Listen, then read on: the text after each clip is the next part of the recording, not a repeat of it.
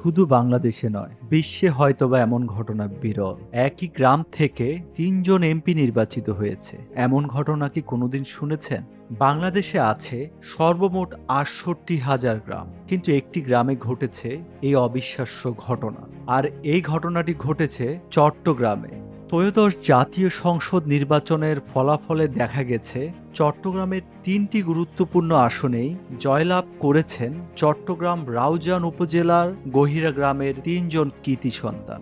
আবার তারা ৩ জনই বাংলাদেশ জাতীয়তাবাদী দল বিএনপির প্রার্থী হিসেবে ধানের শীষ প্রতীক নিয়ে নির্বাচিত হয়েছে। এই ৩ জন হলেন বিএনপির জ্যেষ্ঠ নেতা গিয়াসউদ্দিন কাদের চৌধুরী, তার ভাতিজা এবং প্রয়াত সালাউদ্দিন কাদের চৌধুরী ছেলে হুম্মাম কাদের চৌধুরী এবং আরেক জ্যেষ্ঠ নেতা প্রয়াত আবদুল্লাহ আল নোমানের ছেলে সাইদ আল নোমান।